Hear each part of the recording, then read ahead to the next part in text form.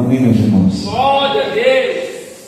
Livro de 2 Samuel, capítulo de número 13. Glória a Jesus.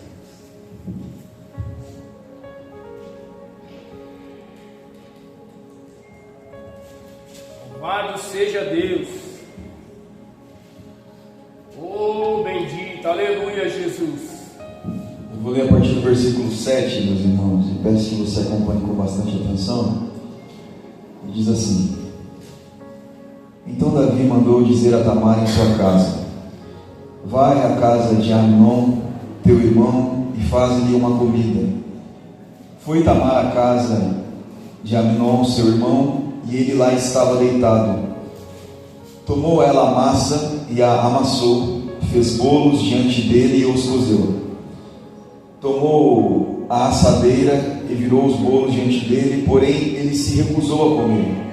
E disse a Amnon: Fazei retirar aqui de todos da minha presença. E todos se retiraram. Então disse Amnon a Tamar: Traze a comida à câmara e comerei da tua mão. Tomou Tamar os bolos que fizera e os levou a Amnon, seu irmão, à câmara. Quando lhe oferecia para que comesse, pegou-a e disse: Vem, deita-te comigo, minha irmã. Porém ela lhe disse: Não, meu irmão, não me forces, porque não se faz assim em Israel. Não faças tal loucura, porque aonde eu iria com a minha vergonha, e tu seria como um dos loucos de Israel. Agora, pois, peço-te que fales ao rei, porque não me negarás a ti. Porém ele não quis dar ouvidos ao que lhe dizia. Antes, sendo ele mais forte do que ela, a forçou e se deitou com ela. Depois Amnon sentiu por ela uma grande aversão, e maior era a aversão que ele sentiu por ela que o amor que ele lhe voltara. Disse-lhe então Amnon: Levanta-te, vai-te embora. Então ela disse: Não, meu irmão, porque maior é esta injúria, lançando-me fora, do que a outra que já me fizeste. Porém ele não a quis ouvir. Chamou o seu moço e o servia, e disse: Deita-te fora a esta e fecha a porta atrás dela. Trazia ela uma túnica talá de mangas compridas, porque assim se vestiam as donzelas, filhas do rei.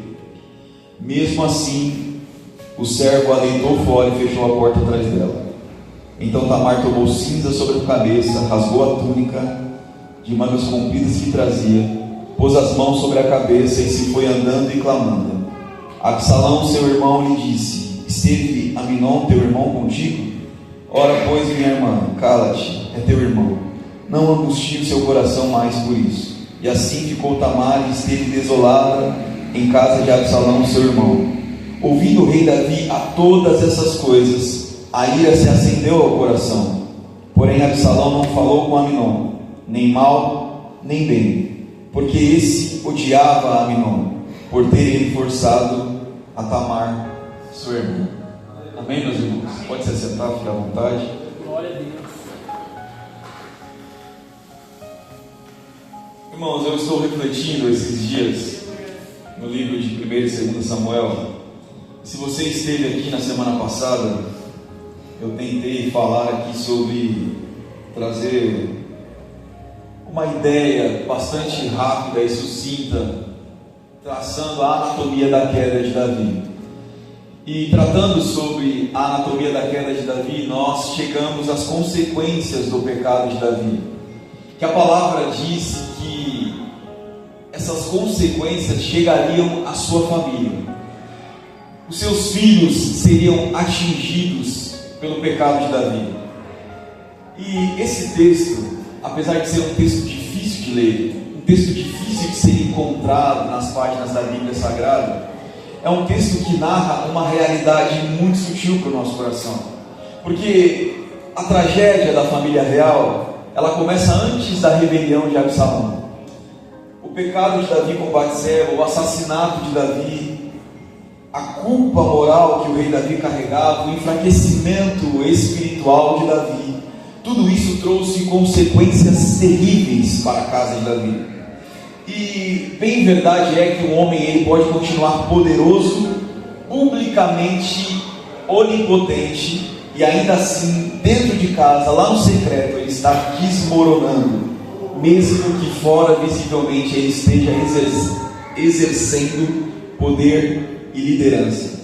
Porque se a gente olhar para a história de Davi, a gente vai perceber que após a sua queda, Davi continuou exercendo liderança sobre Israel e sobre a sua casa, mas a liderança era sem presença. Davi tinha uma espiritualidade agora enfraquecida, era uma espiritualidade, mas sem paternidade, sem presença, sem cuidado, sem amparo em relação à sua casa e aos seus filhos. Então, às vezes, nós encontramos uma autoridade pública, mas no privado, uma ausência emocional terrível. E eu gostaria de falar rapidamente sobre a história de Absalão, que começa justamente nessa narrativa. A história de Absalão, ela não começa simplesmente pelo ódio que ele sentiu em relação ao seu irmão quando esse abusou da sua irmã. A história de Absalão, ela não começa com a rebelião que ele vai tramar depois em relação ao seu pai Davi. Mas a história de Absalão começa com o silêncio, com a omissão, com as feridas familiares que não foram tratadas, com os pecados que permaneceram escondidos. E aí nós temos o resultado de uma família que foi adoecendo pouco a pouco. A casa de Davi, visivelmente, ela ainda parecia forte, porque o texto vai dizer que os filhos de Davi eram os mais ricos, os filhos de Davi eram os mais belos, os mais formosos de todo Israel. A palavra deixa claro, por exemplo, que Absalão era um homem bonito, que em todo Israel não havia um homem tão belo quanto Absalão, que ele tinha lindos e longos cabelos. A palavra também fala de um dos outros filhos de Davi, Adonias, que era um homem extremamente bonito. Então a gente percebe que visivelmente a casa de Davi era uma casa perfeita, porque Davi era um homem segundo o coração de Deus, era um homem que exercia o seu reinado sobre Israel, era um homem aclamado pelo povo, era um homem valente, um homem de batalhas, um homem de experiência. E no contexto da sua história você vai ver que Davi ele começa pastoreando ovelhas, depois ele vai derrotar um gigante, depois ele vai ser o músico da casa real, depois ele vai ser um dos valentes de Saul, e depois ele vai ser coroado como rei. Então é uma história maravilhosa, a história de Davi. Só que Davi era guerreiro, Davi era poderoso, Davi era gigante, mas como pai, Davi era uma negação. Vocês estão comigo? Amém. Então, apesar da casa de Davi parecer forte, havia reino, havia poder, havia glória, havia conquistas, mas dentro da casa a gente vai encontrar filhos quebrados, pecados escondidos e dores sendo ignoradas. E talvez uma das maiores tragédias da nossa vida seja de fato parecer que estamos bem por fora. Uma das maiores tragédias da vida é você sorrir e dizer que está tudo bem, quando por dentro você está devastado. E essa é a história de Absalão. A história de um filho ferido, a história de um pai omisso e de uma família em ruínas. O pecado, meus irmãos, deixe-me te dizer, nunca é um pecado isolado. O pecado nunca será um pecado isolado. Davi pecou e o problema começou quando ele pecou. Davi pecou, decidiu esconder, conforme falamos na semana passada, e após a sua queda houve uma degradação moral na sua história e na sua família. E o pecado ele promete para a gente assim: olha, isso vai terminar aqui, é só hoje, você só precisa satisfazer a sua vontade. Mas nunca termina. O pecado sempre transporta, e ele pode afetar os nossos filhos, os nossos relacionamentos, a nossa casa, as nossas emoções. Estruturas inteiras podem ser destruídas pelo poder do nosso pecado. E às vezes a gente acha que o pecado escondido fica escondido, e durante muito tempo ele pode até ficar lá escondido. Só que nem sempre. Uma casa pode continuar funcionando, mas espiritualmente ela pode estar apodrecida. 2 Samuel, no capítulo 13, que nós fizemos menção, fala algo interessante que muitas vezes nós ignoramos. Capítulo 13, versículo 3 ao 5, diz que o filho de Davi, um dos, Aminon, ele tinha um amigo por nome de Jonadab. E a palavra deixa claro que o amigo de Aminon era muito inteligente, muito sagaz, diz as Escrituras. O texto diz que o filho de Davi tinha um amigo, e esse personagem, que às vezes a gente ignora, ele entra na história, dá um conselho para o filho de Davi, e depois você só vai ver ele de novo no final do texto. E olha que interessante, o texto também nos diz que esse Jonadab, ele era muito esperto. E no mundo a gente valoriza aquele cara que é ligeiro, aquele cara que é desenrolado, aquele cara que dá jeitinho para tudo. É fácil ter relacionamento com esse tipo de cara porque ele facilita de certa forma a nossa vida. Então o ponto central é: Jonadab usou a sua inteligência para cavar um buraco para o seu próprio amigo. E olha que interessante, ele deu uma estratégia para que Aminon cometesse um crime perverso contra a própria irmã. E existe uma diferença entre ser inteligente e ser sábio. A inteligência sem temor a Deus, ela muitas vezes serve para destruir a nós mesmos. Então, aqui a gente pode abrir um parênteses para a gente dizer algo interessante. Às vezes nós precisamos ter cuidado com aquele que nós chamamos de parceiro, de brother, de chegado, de amigo, aquele que dá para a gente, que traça para a gente o caminho do erro, e muitas vezes por acharmos que é nosso amigo, que é inteligente, que é uma pessoa interessante, está te conduzindo ao erro e você não percebe.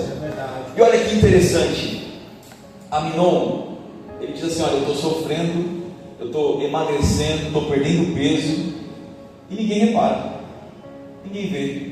O pai não vê que o filho está doente, o pai não vê, não pergunta por que o filho está doente. O texto diz que Aminon está perdendo peso, está emagrecendo. E quando o amigo chega e pergunta o que está acontecendo, o Aminon diz assim: olha, eu estou sofrendo. Mas esse sofrimento, ele era fruto de um desejo doentio. Ele estava sofrendo porque estava apaixonado pela própria irmã. Imagina você, que se você tem um amigo e você revela o coração para um amigo, dizendo uma loucura dessa, qual conselho que um amigo de verdade lhe daria? Ele dizia: meu, você está maluco? Que coisa é essa? Não, cara, é sua irmã, você não pode nem pensar uma coisa dessa, é uma loucura. Mas diferente do que nós achamos que deveria ser feito, o amigo de Aminon diz algo interessante, mas muito perverso. Olha o que ele diz: ao invés de confrontar o desejo de Aminon, dizer assim: cara, isso não é correto, ele vai dizer algo interessante: como você, sendo filho do rei, está assim? O que ele está querendo dizer? Ele está usando o status de Aminon para dizer assim: meu filho, se você, sendo filho do rei, tem vontade, a sua vontade tem que ser realizada. O filho do rei não passa vontade, não passa necessidade. Se você quer, vá lá e faça. Olha que loucura. Então, ele usou um status para justificar o pecado do próprio amigo. É aquele famoso: você pode tudo, você merece ser feliz, se você tem condições, faça, se você deseja, realize. Ninguém vai saber. É uma vontade, justifica essa vontade, realize o seu desejo. Mas amigo de verdade não é aquele que passa a mão na nossa cabeça. Amigo de verdade não é aquele que, quando você quer fazer besteiras, para você assim: rapaz, vem cá que eu vou te dar cobertura. Não. Amigo de verdade é aquele que te confronta, que aponta o seu pecado, que te corrige quando você está no erro, e que diz para você: transforme a sua vida e se arrependa dos seus pecados, porque senão você vai ser condenado por isso. Só que note, Jonadab monta uma cena. Ele vai dizer assim: olha, se finja de doente, porque quando você disser que está doente, seu pai vai vir te visitar. Então olha a relação do rei com os filhos. Para que Davi fosse visitar Aminon, um amigo diz assim: olha, se você se fingir de doente, o rei vem na tua casa. Então imagina, o pai só se aproxima do filho quando percebe que esse tem alguma necessidade que está para além, né, do possível ser normal. Porque o resto ele compensa. Ele compensa como? Com dinheiro, porque os filhos eram extremamente ricos. Os filhos tinham terra, tinham animais, tinham propriedades, tinham servos, tinham tudo, só não tinham a presença do pai. Então a doença, Davi não podia dizer assim: ah não, dá mais dinheiro para eles. Não, meu filho está doente, então vou lá visitar, fazer o quê? E aí ele vai. E aí, quando o filho fala com o pai, ele diz assim: olha pai, eu estou muito doente, eu não consigo nem comer. E aí eu queria te fazer um pedido: traz a minha irmã para que ela faça um bolo para mim, porque da mão dela eu vou comer. já é uma parada meio estranha. Se você não está comendo porque está doente, por que o bolo da sua irmã você vai comer? O pai nem pergunta isso. Não causa estranheza na mente, no coração de Davi, mas ele simplesmente realiza o desejo do filho. Manda que a filha Tamar vá visitar o filho para que ela possa fazer um bolo, uma comida para ele. E aí você vai ver a história que a gente já leu. Então, aqui a gente pode tirar uma outra lição para o nosso coração. O pecado de Aminon, irmãos, ele não foi um impulso que nasceu na hora. Ele não estava lá, sentiu o desejo pela irmã e a forçou, não. Ele foi arquitetadamente projetado. O impulso não existe nessa história. Foi um pecado planejado por quem estava do lado de fora. Ele teve tempo de tramar o erro, arquitetar o erro e destruir a vida da irmã. Então, Aminon violenta sua irmã, seguindo o conselho de seu amigo. Esse amigo não vai aparecer mais na história agora, mas ele é seu conselheiro perverso. Aminon destrói a família inteira com esse pecado. Davi era o rei, Davi tinha status, Davi tinha poder, mas não tinha conhecimento do que acontecia no quarto dos próprios filhos. Eu não sei você, irmãos, mas isso assusta demais o meu coração, porque essa figura do amigo sagaz, ela fala muitas vezes com os jovens da nossa geração. Ela fala muitas vezes com os amigos dos nossos filhos que a gente não tem acesso. Porque a gente tem a capacidade de orientar, de disciplinar os nossos filhos dentro da nossa casa. Mas existe uma parada muito louca que eu tenho que falar nessa manhã. Porque as pessoas que se relacionam com seus filhos na escola, seja onde for, no celular, na rede social, no TikTok, no Instagram, no Facebook, você nem sempre tem acesso. Então, se você não discipular e não formar o coração do seu filho, se você não sentar no lugar de pai, no lugar de mãe, para disciplinar, para orientar, para educar, para redarguir, alguém vai sentar nesse lugar. Eu tenho que dizer algo para a sua vida, e me perdoe se você não gostar, mas eu preciso dizer. Se a gente não se assenta no lugar de pai, no lugar de mãe, alguém vai tomar esse papel. Se você não orienta o seu filho, alguém vai orientar. Se você não direciona o seu filho, se você não cumpre o seu propósito, alguém vai cumprir. E quando eu falo de alguém, pode ser várias e várias coisas. Várias e várias coisas. Então, preste atenção nisso aqui. Aminon olha para o seu amigo, e ele olha para esse conselho, e ele está tão obscurecido no seu pensamento que ele não consegue ver a maldade que ele está para cometer. Então a gente consegue ver que essa relação, ela está destruída. Porque ele olha para a irmã e vê ela como um produto que pode ser usado e descartado. Mas vem fantasiado da ilusão de que ele está apaixonado pela irmã. Vocês estão comigo? Amém? Então, deixa eu falar algo para você. O egoísmo, ele mata de fato os nossos ouvidos. Quando a gente só pensa naquilo que a gente deseja, quando a gente só pensa naquilo que a gente quer, a gente para de ouvir o choro de quem está do nosso lado. A gente para de ouvir as necessidades de quem está do nosso lado. Aminon ouviu ao amigo, mas a palavra diz que ele recusou a ouvir a irmã que clamava por misericórdia. Ele não ouviu. Outra coisa que o pecado faz com a gente, a força que nós temos, às vezes, vai se transformar na nossa maior fraqueza. Porque o texto deixa claro que quando Aminon chama Tamar, o texto diz, ele era mais forte do que ela, e por isso a forçou. Então, por ser mais forte, versículo 14, a palavra vai dizer que ele dominou Tamar fisicamente e a estuprou. Mas ele provou ser o homem mais fraco da palavra da Bíblia, porque ele não conseguiu dominar os seus próprios instintos e os seus próprios desejos. E aqui, após a prática do pecado, acontece o nascimento do ódio no coração de Aminon. O versículo 15 vai dizer: logo após o ato, Aminon sentiu por ela uma repulsa, uma aversão e um ódio inexplicável, muito maior do que o amor que ele dizia sentir lá no começo do texto. Isso prova para mim e para você, meu irmão, que o pecado ele não traz satisfação, ele traz repulsa. Só que sabe por que a gente continua pecando? Porque nós somos quimicamente viciados no pecado. E aí o pecado é um prazer que se transforma em tédio. Você não consegue se libertar. E você acredita que precisa do pecado para existir. Olha que maluquice, olha que loucura. Então, Davi escuta sobre isso, Davi sabe, e o texto diz que Davi se ira, fica indignado, Só que o texto diz que ele não faz nada. Ele ouviu dizer que o irmão abusou da meia-irmã, e ele não faz nada.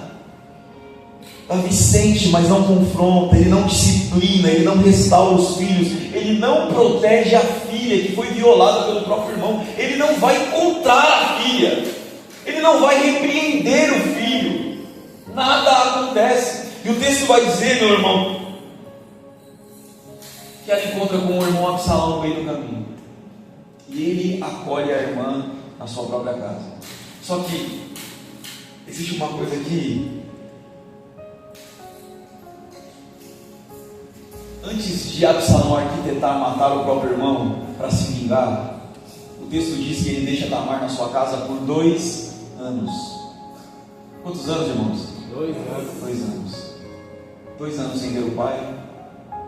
2 anos em que a filha estuprada não tem um encontro com o pai, não escuta uma palavra do pai, não é consolada pelo pai, não é amparada pelo pai.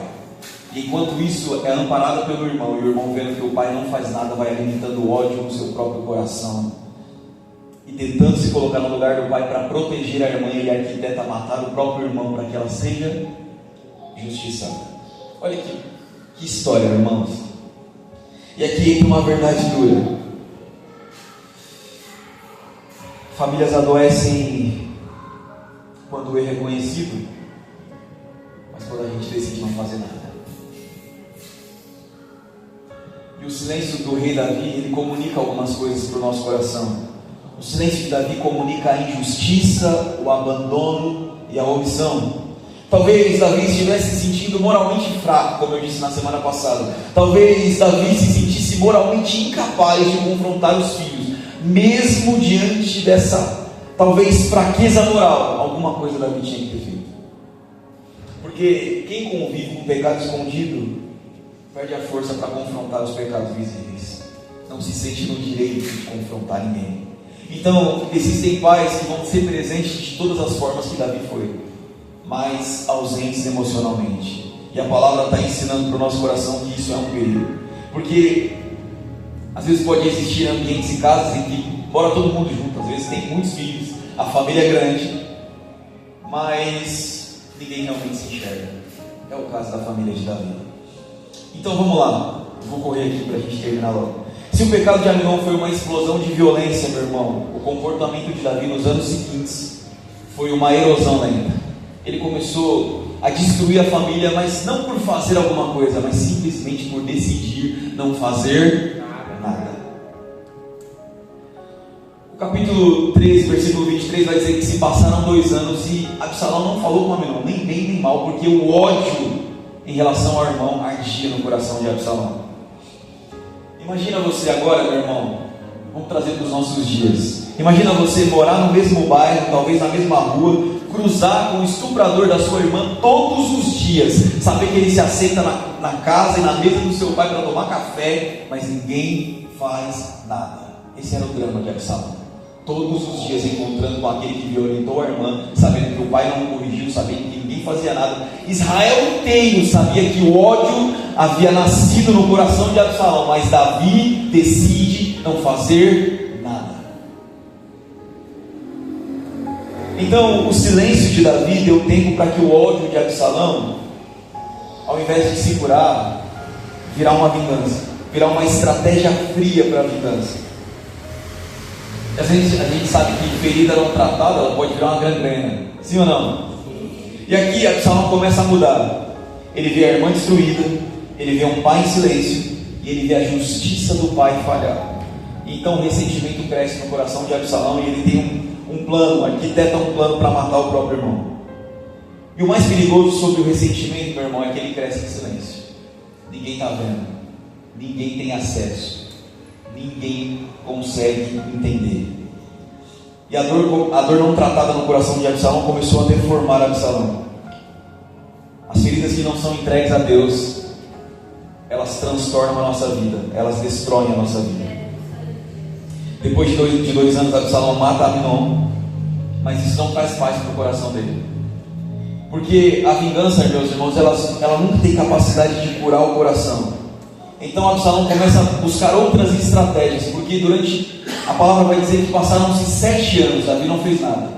Absalão então desiste da atenção do pai e começa a arquitetar um plano contra o próprio pai.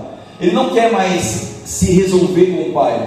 Ele não quer mais que o pai restaure a comunhão familiar. Agora ele quer tomar o lugar do pai, porque ele entende que Davi não tem mais papel como rei, como pai, como alguém merecedor de confiança. Então a palavra diz que 5 anos se passam. Eu já vou encerrar. 5 anos se passam. Absalão vai para outro lugar, vai para a casa do seu avô, e Davi não fala com ele. 5 anos. Aí uma hora Absalão chama a Joabe para que ele interceda por ele, para que o rei fale com ele, para que o rei receba Absalão. E o texto vai dizer que Absalão olha para Joabe e diz assim: olha, pede para que meu pai me receba, nem que for para me matar, mas que ele fale comigo. 5 anos buscando a atenção do pai, e não tem. E aí quando enfim Davi recebe Absalão, ele não fala nada. Ele recebe Absalão em casa, ele não pergunta se o filho está bem, ele não pergunta o que tem acontecido, ele não pergunta nada. O texto diz que ele recebe Absalão em casa, dá um beijo no rosto e o despede, somente isso. E aí o ódio cresce no coração de Absalão. O beijo vazio, meu irmão, não houve conversa, não houve pedido de perdão, não houve o meu filho, vamos consertar as coisas, vamos consertar nossa casa. Foi um beijo de etiqueta, um beijo de formalidade. Ele recebe o filho, o beija e o despede. Só que aí existe uma consequência, porque logo após esse beijo, Absalão começa a roubar o coração do povo. Ele se coloca na porta da cidade, começa a ouvir todo mundo que vem trazer algo para tratar com o rei. E ele diz: olha, que pena que o rei não tem capacidade de ouvir nem resolver os seus problemas. Se eu fosse juiz sobre Israel, certamente resolveria as coisas para vocês. E aí começa a arquitetar um plano para tomar o reinado do pai. Então, aqui a gente pode absorver algo interessante. O pecado começou na dor, mas terminou na autoexaltação. Sabe, meus irmãos, a gente não pode deixar o tempo passar. A gente não pode deixar o tempo passar. Porque às vezes a gente olha para uma situação não resolvida e a gente pensa assim: ah não, isso aí é bobeira. Com o tempo ele esquece. Daqui um tempo as coisas passam. O tempo cura tudo. Mentira, o tempo não cura nada. O tempo sem Deus, sem diálogo, só fermenta a mágoa no coração daquele que foi angustiado. Davi achou que o tempo resolveria, mas só arrependimento e disciplina poderiam resolver a casa de Davi. Então o afeto sem uma verdade, ele vira uma manipulação. Aquele beijo de Davi em Absalão foi para cumprir tabela. E às vezes, na nossa casa, na nossa rotina, na nossa vida, na nossa família, meu irmão, não adianta dar beijo de boa noite, não adianta pagar as contas em dia, não adianta não deixar faltar nada, se a gente não olha no olho um do outro, se a gente não trata os nossos traumas e as nossas feridas que aconteceram lá atrás. Uma hora a conta chega. Verdade. E aí Absalão agora não quer cura, ele quer o trono. Absalão não busca reconciliação, Absalão busca agora substituição. Ele não quer restauração com o pai, ele quer tomar o lugar do pai. E aí ele vai guerrear contra o pai vai fugir. Eu vou resumir a história, talvez você já até conheça. O texto diz que Davi, para não ter que enfrentar o próprio filho, para não ter que guerrear contra o filho, foge. E aí Absalão assume um exército e vai guerrear contra o pai. Ele vai ouvir os conselhos de Aitofel, que era um dos conselheiros de Davi. Davi, quando foge, deixa 10 das suas concubinas, das suas mulheres, na casa real, e diz assim: olha, cuide da casa, até que tudo se resolve e a gente volte. E o conselheiro diz: a melhor forma de você se validar é possua as 10 mulheres do seu pai. E Absalão faz isso. Sabe o que ele faz? Ele arma uma tenda diante do palácio, diante de todo Israel, e ele possui as 10 mulheres do seu pai à vista de todo o povo. A corrupção derruba o homem a ponto da imoralidade corromper a sua mente, ele não conseguir mais discernir o certo e o errado. Ele possuiu as mulheres do seu pai na frente de todo Israel para dizer para todo mundo: não existe mais vínculo com o meu pai. Olha que loucura, irmão. Vocês estão entendendo? Amém? Então, Absalão conquista o povo, passa a ouvir causas, rouba o coração de Israel, se torna sedutor para o povo, envergonha Davi. Só que o final dele é trágico, porque agora a ferida virou uma revolução. Absalão tomou Jerusalém, expôs o pai publicamente, humilhou o pai, tentou ocupar o trono. E vai ressaltar algo interessante: as nossas dores não tratadas acabam transbordando. As nossas dores não tratadas acabam transbordando em outros assuntos. Aquele que é ferido pode se tornar um agressor no futuro. A rebelião muitas vezes é formada no sofrimento, que a pessoa enfrenta calada, sem resolução. Absalão, quando vai guerrear contra o seu pai, quando vai atrás do seu pai, o texto diz que ele está fugido em uma mula, e ele fica preso pelos seus cabelos entre o céu e a terra, no alto, suspenso. Aquilo que era a sua beleza, aquilo que destacava quem Absalão era, vira nesse momento a sua humilhação. Ele ficou preso em um carvalho justamente pelos seus cabelos. E o pecado, meu irmão, frequentemente destrói o homem exatamente através daquilo que ele mais confia. Ali estava o filho do rei, nem no céu, nem na terra. Mas aqui a gente tem um homem que buscou o trono, mas terminou pendurado em uma árvore. No final da vida de Absalão, ele permanecia absolutamente sozinho, sem súditos, sem seu exército, sem ninguém. Porque quando ele ficou preso, todo mundo fugiu, se dispersou, e ele ficou ali sozinho. Então, o que o texto está nos ensinando é que um homem preso na sua própria vaidade é alguém que nunca encontrou reconciliação no seu coração. Esse foi um filho destruído pela soma da omissão do pai, da violência da própria casa e também do seu próprio orgulho. Só que aí o texto, lá em 2 Samuel capítulo 19 e 33, vai dizer que quando Absalão morre e a notícia chega para Davi, o texto diz que Davi sente, Davi chora, Davi se angustia. E aí Davi vai dizer algo que toca profundamente meu coração. Ele vai dizer: Absalão, quem dera eu pudesse morrer no seu lugar, meu filho. Só que agora já é tarde. Agora não tem chance de resolver as coisas. Agora não tem chance de reorganizar a família. O arrependimento chegou tarde, o amor chegou tarde, as palavras que não foram ditas a tempo destruiu a família de Davi. Só que, para encerrar, eu gostaria de dizer, meus irmãos, que essa história de Davi, ela termina numa tragédia. A família é destruída, os filhos estão destruídos, o relacionamento familiar foi corrompido. Absalão morre. Davi agora tem que arcar com as consequências da culpa que carrega por não ter feito nada em relação aos seus filhos. Mas Davi não podia morrer no lugar do filho. Mas agora a notícia para mim e para você essa manhã é: Jesus Cristo pôde morrer em nosso lugar.